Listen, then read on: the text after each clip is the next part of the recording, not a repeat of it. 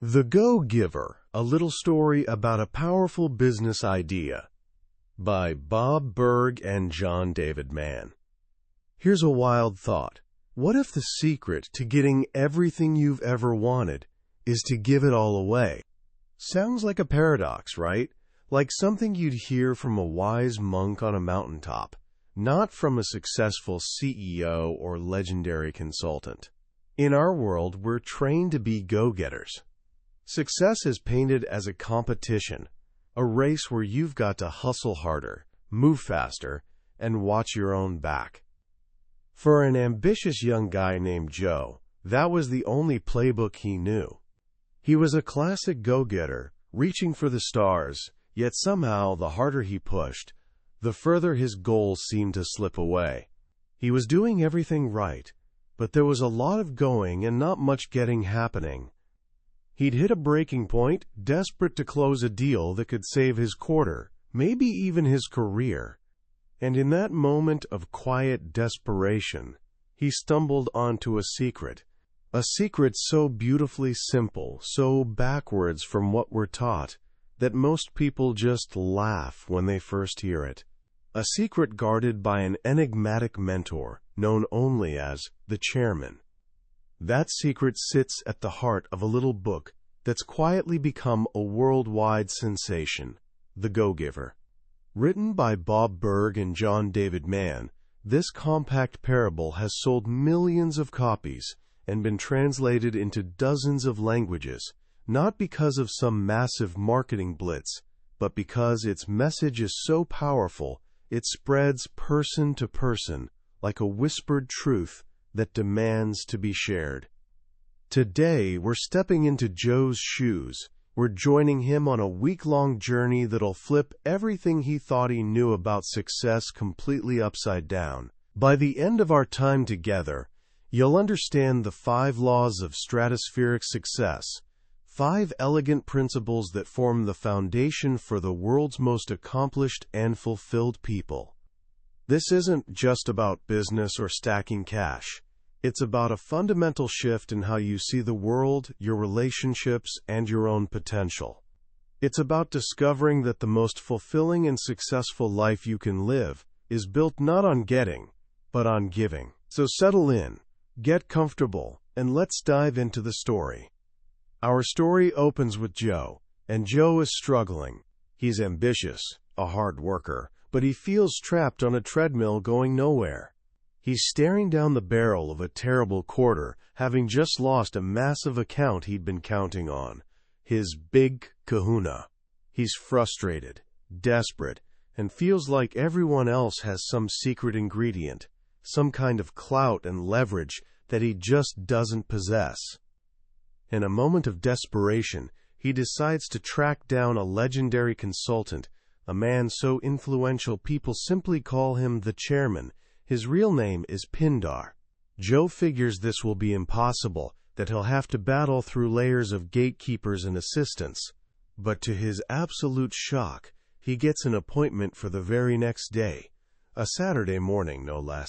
When Joe arrives at Pindar's home, a magnificent stone mansion, he's greeted not by some intimidating tycoon, but by a warm, smiling man in his 60s who welcomes him like an old friend. Pindar shares a surprising observation he once heard from the famous interviewer Larry King. The bigger people are, the nicer they tend to be. He explains that to reach truly stratospheric levels of success, people need something genuine on the inside. Sitting on a terrace with a breathtaking view, Pindar cuts right to the chase. He tells Joe he's willing to share his ultimate quote, trade secret. Joe leans forward, expecting some complex formula or brilliant strategy. Instead, Pindar speaks a single word. Giving. Joe is bewildered. Giving? That's the big secret? It sounds too simple, almost naive. Pindar just smiles knowingly. He explains that most people operate from a scarcity mindset. They approach life like someone standing before a cold fireplace, demanding, "First give me heat, and then I'll add the wood." They want the results before they're willing to put in the effort, before they're willing to give. But life doesn't work that way. Pindar tells Joe the secret to success is giving. He pauses for effect. Then again, most people are nowhere near as successful as they wish they were. Then he makes Joe an offer. He'll teach him the 5 laws of stratospheric success, meeting with him for 1 hour each day for the next week. But there's a condition. A single, non-negotiable rule. Joe must agree to apply each law the very same day he learns it. He can't just think about it. He has to do it. It's an honor system. If he fails to apply even one law, their meetings end immediately. Intrigued and slightly skeptical, Joe agrees. His week of transformation is about to begin. On Monday, Pindar takes Joe to a bustling Italian restaurant. It's owned by a cheerful, larger-than-life man named Ernesto, who greets them like long-lost family. Joe assumes Ernesto is just the head chef. Pindar asks Ernesto to tell Joe how he got his start, and Ernesto's answer catches him off guard. Hot dogs.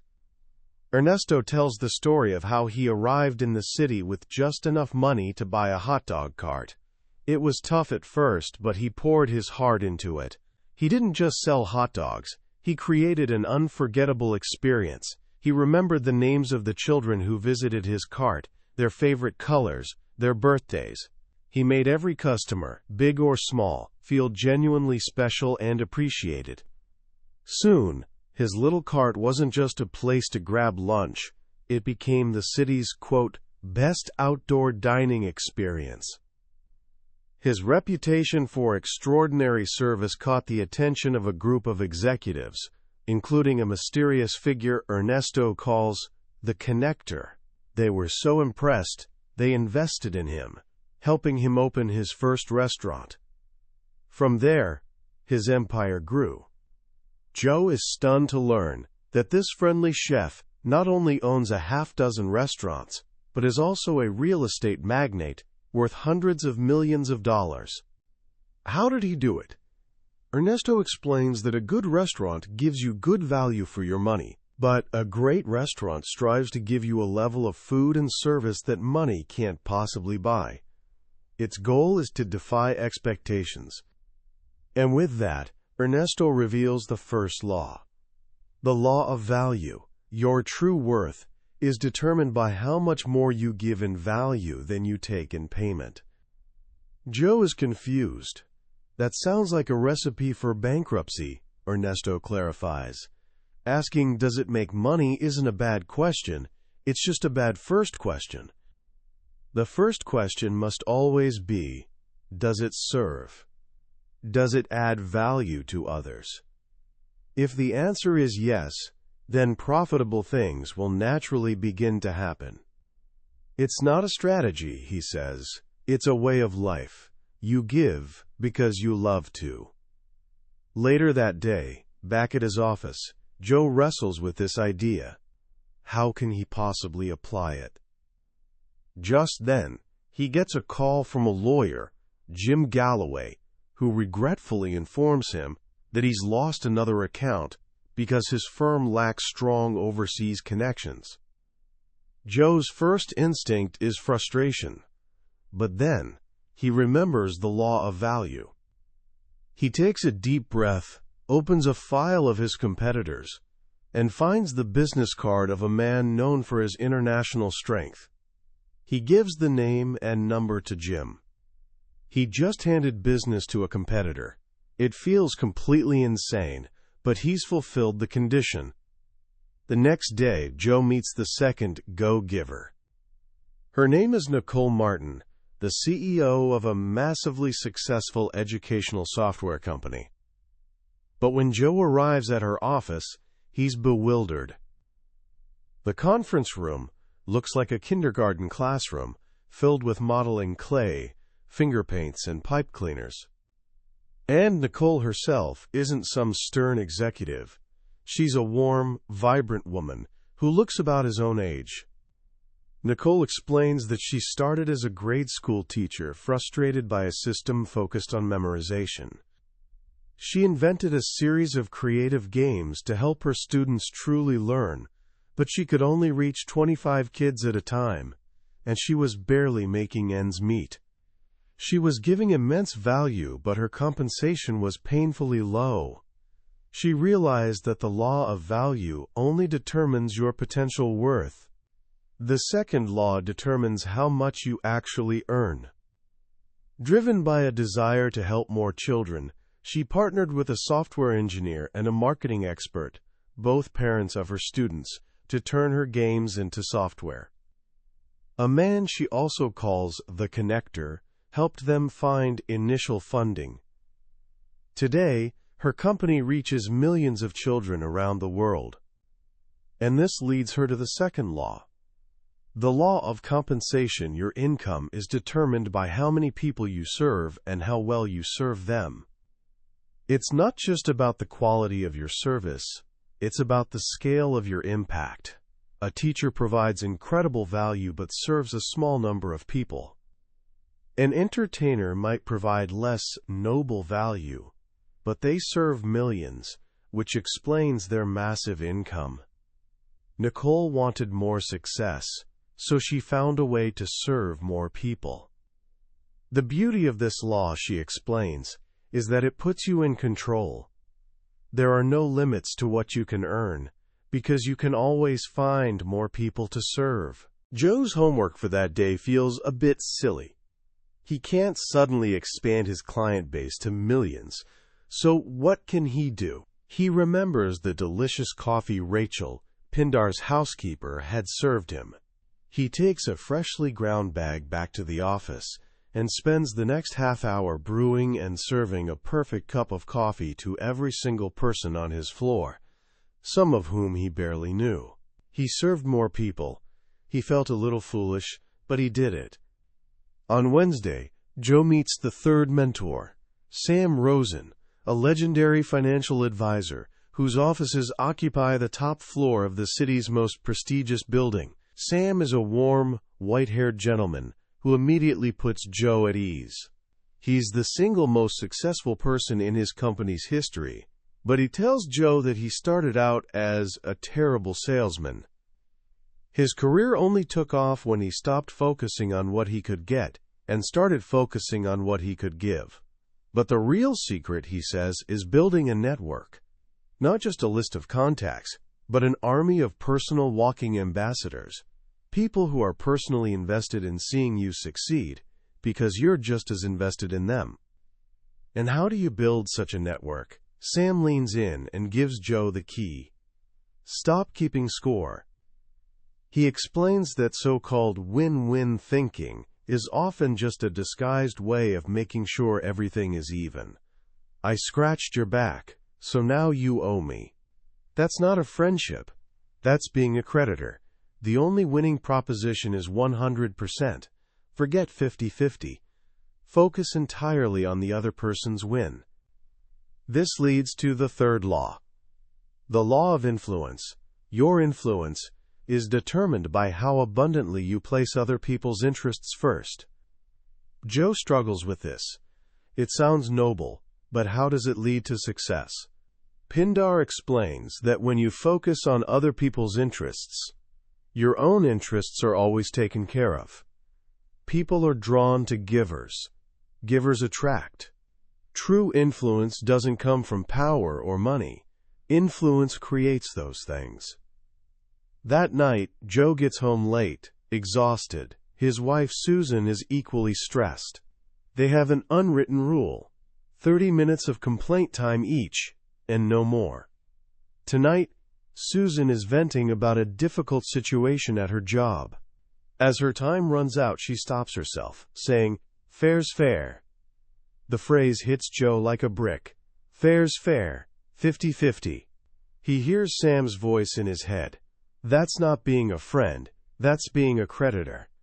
In that moment, he makes a choice. He tells Susan to keep going, that he wants to hear it all. His own work can wait. He doesn't offer solutions, he just listens. He listens as she pours her heart out, talking about her fears and frustrations, until she cries herself to sleep in his arms. He feels useless, like he didn't solve anything. He's so wrapped up in it that he forgets he was supposed to apply the law of influence. The next morning, he wakes up in a panic, realizing he's failed the condition. But then he finds a note on Susan's pillow. It reads, "My sweet Joe, thank you for your generosity. I can't remember ever feeling so listened to, so heard. I love you." He hadn't been generous with advice or solutions. He'd been generous with his attention. He'd placed her interests first. He'd done the homework after all. On Thursday, Joe attends a large sales symposium where the keynote speaker is Deborah Davenport, the city's top real estate agent. She takes the stage to a standing ovation and tells her story. She was a stay-at-home mom who, at age 42, was left by her husband with 3 kids to support. She had no marketable skills and was told she was overage and underqualified.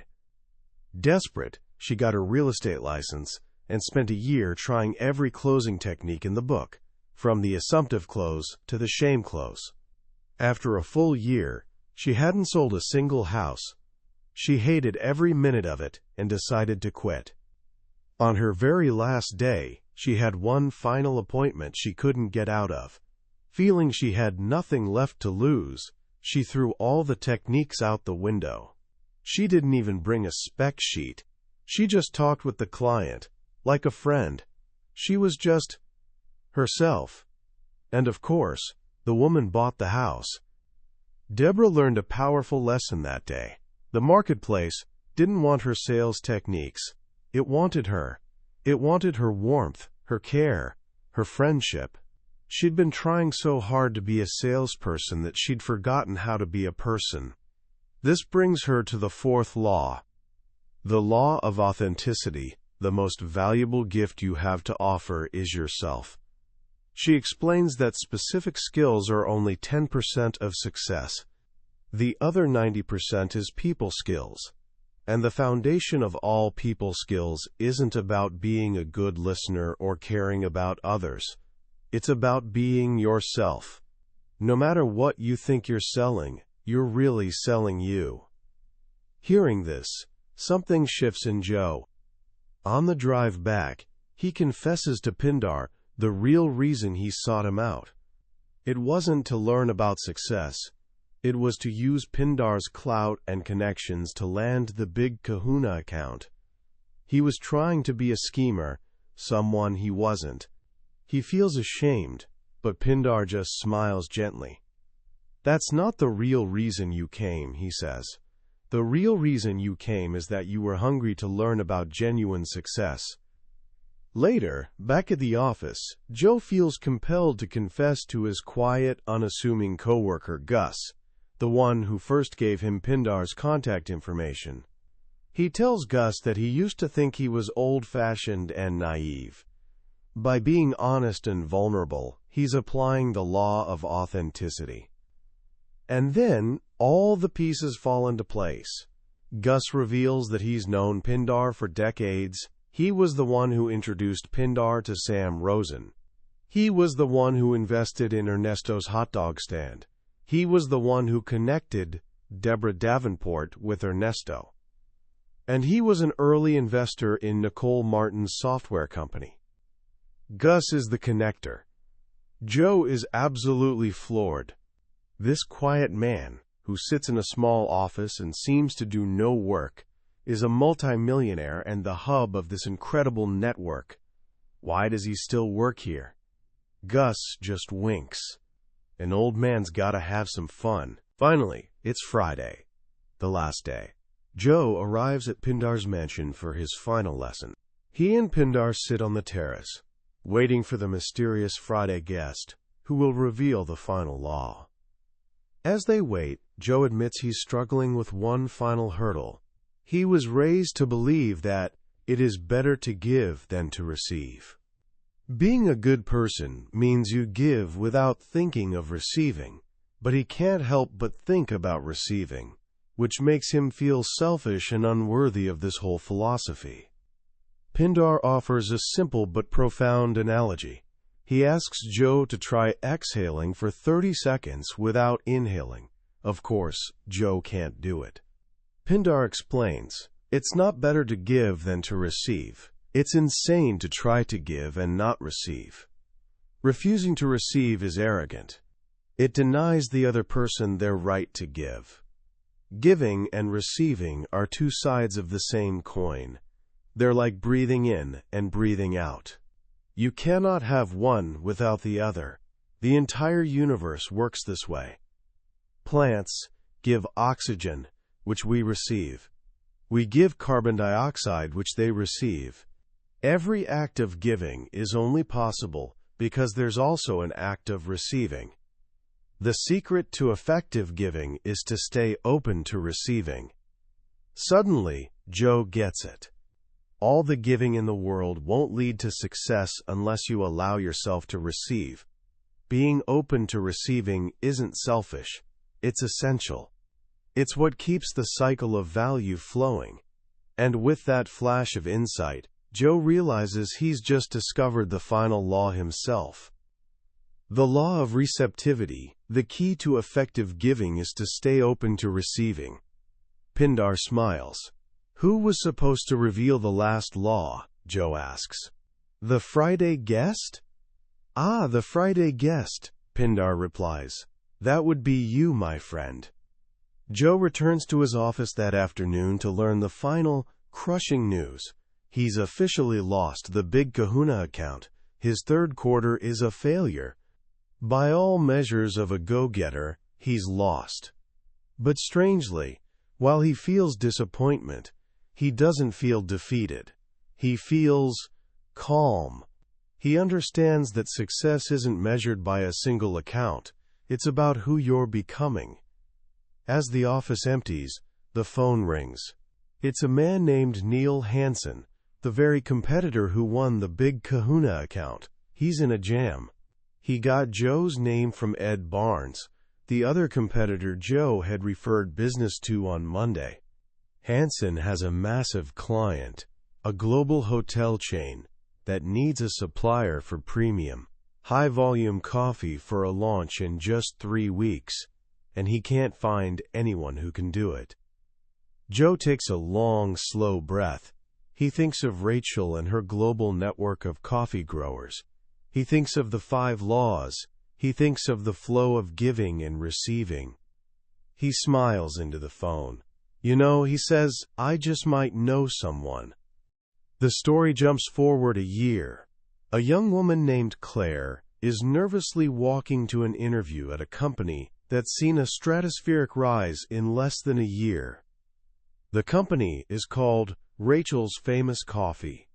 Claire has lost the marketing contract she was pitching for, but the company's founder has asked to meet with her anyway. That founder is Joe. He tells Claire that while she didn't get the contract, they were incredibly impressed with her talent and, more importantly, her heart. He then offers her an even bigger opportunity to run the global fundraising for their new foundation, which is dedicated to helping coffee-growing communities around the world. Claire is speechless. She asks him the same question Joe had asked Pindar a year earlier. How does he do it? How does he create these amazing situations? What's the secret? Joe just smiles. He tells her that a question like that deserves a full answer, and he promises to give it to her over lunch. "Have you ever been to Iafrates?" he asks. "There's someone there I'd like you to meet." The circle is complete. The go-getter has become the go-giver, and now it's his turn to share the secret. What a beautiful story, right? When you first hear the premise of the go-giver, it can sound almost too simple, too idealistic for the real world. And yet, I believe its simplicity is precisely where its power lies. In a world that constantly bombards us with complex strategies for success, this book brings us back to a fundamental, deeply human truth. The most successful people in every aspect of life are the givers. Let's quickly revisit the 5 laws, because they're more than just rules for business. They're principles for living a rich and meaningful life. First, the law of value. Give more than you take in payment. This isn't about working for free. It's about a mindset of generosity. It's about aiming to surprise and delight people with the excellence of your work and the sincerity of your care. Whether you're flipping burgers, writing code, or leading a company, the question is always the same. How can I add more value to this person's life? Second, the law of compensation. Your income is determined by how many people you serve and how well you serve them. This is the law of impact. It reminds us that if we want to increase our rewards, we must first increase our reach. It challenges us to think bigger, to find ways to scale our gifts so we can touch more lives. Your value is your potential. Your compensation is your impact made real. Third, the law of influence. Place other people's interests first. This is perhaps the most counterintuitive of all. We live in a culture that screams, "Look out for number one." This law whispers, "Look out for the other person, and you'll be taken care of." True influence isn't about commanding or demanding. It's about earning trust. It's about becoming the person others seek out because they know, without a doubt, that you have their best interests at heart. Fourth, the law of authenticity. The most valuable gift you have is yourself. How often do we hide behind a mask? We try to be the person we think our boss, our clients, or our friends want us to be. This law gives us permission to be real. It reminds us that our unique personality, our quirks, our genuine care, these aren't weaknesses to be hidden, but strengths to be shared. People don't connect with a perfect resume. They connect with a real person. And finally, the law of receptivity. The key to effective giving is to stay open to receiving. This is the law that ties it all together. Giving is not a one-way street. It's a cycle. You cannot breathe out forever. To deny receiving is to stop the flow, to dam the river. Being a gracious receiver is an act of generosity in itself. It allows the giver to complete their gift. So how can you start applying these ideas today, right now? It doesn't have to be a grand gesture. First, practice the law of value the next time you do something for someone. A friend, a family member, a customer. Ask yourself, how can I add 10% more value than they're expecting? Maybe it's a handwritten thank you note. Maybe it's doing a task with just a little more care and attention to detail. Exceed an expectation today. Second, practice the law of influence. In your next conversation, commit to listening more than you speak. Forget about what you want to say next, and focus completely on understanding the other person's needs, hopes, or problems. Place their world at the center of the conversation, just for a few minutes. See what happens. Third, practice the law of receptivity. The next time someone gives you a compliment, resist the urge to deflect it or downplay it. Just smile, look them in the eye, and say thank you. That's it. Allow yourself to fully receive their gift of kindness. The journey of the go-giver isn't about becoming a martyr. It's about understanding that your own success and fulfillment are a natural byproduct of focusing on bringing value to others. It's a shift from asking, "What can I get?" to asking, "What can I give?" And as Joe discovered, when you make that shift, the world has a funny way of giving you back more than you could ever have imagined. That was the core of The Go-Giver by Bob Burg and John David Mann. We've explored the main story and the 5 laws today, but let me be clear. A summary, no matter how detailed, is like looking at a photograph of a magnificent feast. You can see what's on the table, but you can't taste it. The true nourishment comes from experiencing the book for yourself. It's a short read, a simple parable, but its lessons are profound. If any part of Joe's journey resonated with you, I encourage you to pick up a copy. It's a story that stays with you, a quiet reminder that the most powerful force in the world is a generous heart. The link to the book is waiting for you in the description below. And if you found value in our time together today, please consider hitting that subscribe button. That way, you won't miss our next exploration into another life-changing book from the billionaire's bookshelf. Let's keep learning, and let's keep growing together.